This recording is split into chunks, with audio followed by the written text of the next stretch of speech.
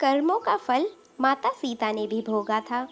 राम ने माता सीता को गर्भावस्था में त्याग दिया, ये तो सभी जानते हैं। लेकिन भगवान राम ने सीता का त्याग क्यों किया? माता सीता को अपने कर्मों का फल भोगना था, इसी कारण उन्हें ये दंड मिला। मिथिला नगरी में जनक राजवंश राज करता था। उन्हीं में से एक राजा शीरध्वज थे। एक बार यज्ञ के लिए वो जमीन जोत रहे थे। उसी समय वहाँ से एक छोटी कन्या निकली। एक सुंदर कन्या को देखकर राजा को बहुत खुशी हुई। उन्होंने उस कन्या को अपनी पुत्री बना लिया। उसका नाम सीता रखा। एक दिन सीता अपनी सहेलियों के साथ बगीचे में खेल रही थी। वहाँ उन्हें एक तोते का जोड़ा दिखाई दिया जो बहुत ही खूबसूरत था। वह दोनों पक्षी एक पर्वत की चोटी पर बैठकर बातें कर रहे थे। पृथ्वी पर श्री राम नाम से विख्यात एक बड़े सुंदर राजा होंगे। उनकी महारानी का नाम सीता होगा। श्री राम सीता के साथ कई वर्षों तक राज करेंगे। धन्य है वो जानकी देवी और धन्य है वो श्री राम। तोते की ऐसी बातें सुनकर सीता ने सोचा कि यह दोनों तो मेरे ही बारे में बात कर रहे हैं। इन्हें पकड़कर मैं अपने जीवन से जुड़ी सारी बातें पूछ सकती हूँ। इसलिए उन्होंने अपनी सहेलियों से उन दोनों पक्षियों को पकड़कर लाने को कहा। उनकी सहेलियाँ उस पर्वत पर गई और दोनों पक्षियों को पकड़कर ले आई। माता सीता उन पक्षियों से कहती हैं कि तुम दोनों बहुत सुंदर हो। देखो, डरो नहीं, मैं तुम्हें कोई नुकसान नहीं पहुंचाऊंगी। तुम बस मुझे ये बताओ कि तुम कौन हो और कहाँ से आए हो। राम कौन है और सीता कौन है? तुम्हें इसके बारे में कैसे पता है? माता सीता के पूछने पर दोनों पक्षी बताते हैं कि एक बहुत विख्यात महर्षि वाल्मीकि हैं। हम उन्हीं दोनों के आश्रम में रहते हैं।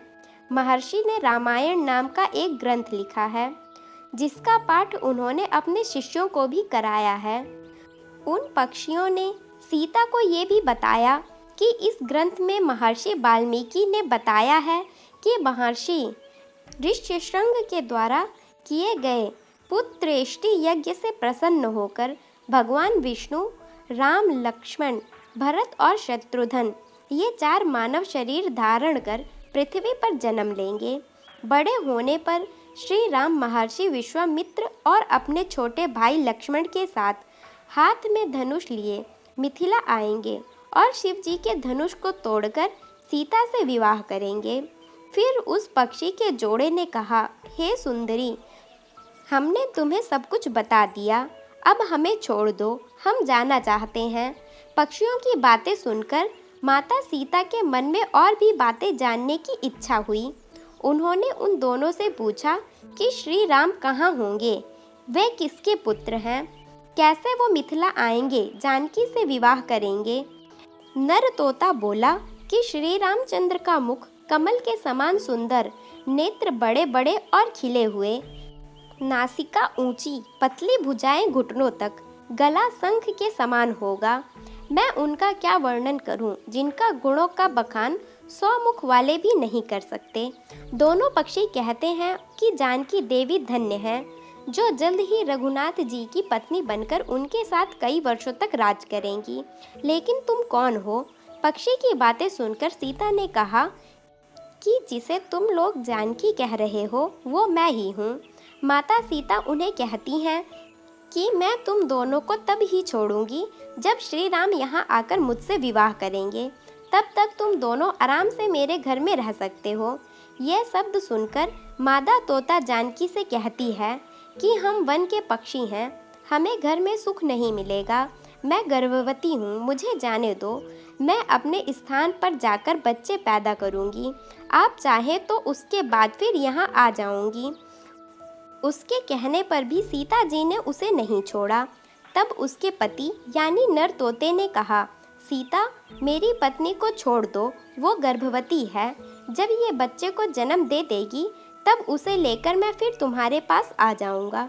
तब माता सीता ने कहा, तुम आराम से जा सकते हो, लेकिन ये मुझे बहुत पसंद है, तुम घबराओ नहीं, मैं इसकी अच्छे से देखभाल करूंगी। जब सीता ने उस मादा तोते को छोड़ने से मना कर दिया, तब वो पक्षी दुखी हो गया। पक्षी दोबारा सीता जी से निवेदन करता है कि मैं अपनी पत्नी के बिना नहीं रह सकता, इसलिए इसे छोड़ दो। माता सीता, तुम बहुत अच्छी हो, मेरी प्रार्थना मान लो। इस तरह उसने बहुत समझाया, लेकिन सीता ने उसकी पत्नी को नहीं छोड़ा। तब मादा पक्षी ने क्रोध में सीता को श्राप दिया कि अरे, जिस प्रकार तू मुझे इस समय अपने पति से अलग कर रही है, वैसे ही तुझे भी स्वयं गर्भवती की अवस्था में श्री राम से अलग होना पड़ेगा। कुछ दिन बाद पति से बिछड़ने के दुख में मादा पक्षी के प्राण निकल गए। पत्नी की मौत हो जाने पर नर पक्षी दुखी हो गया। फिर वो सीता जी से बोला कि मैं मनुष्यों से भरी श्री राम की नगरी अयोध्या में जन्म लूँगा। मेरे ही कारण तुम्हें पति के वियोग का दुख उठाना पड़ेगा। तोते ने भी अपने प्राण त्याग दिए। कुछ साल बाद उसका जन्म अयोध्या में धोबी के घर हुआ। उस धोबी के कारण ही सीता जी का अपमान हुआ। उन्हें अपने पति श्री राम से अलग होना पड़ा। उस तोते का श्राप ही सीता जी के पति श्री राम से बिछड़ने का कारण बना। इसलिए जब माता सीता गर्भवती थी, तो उन्हें भी पति से दूर वन में रहना पड़ता है।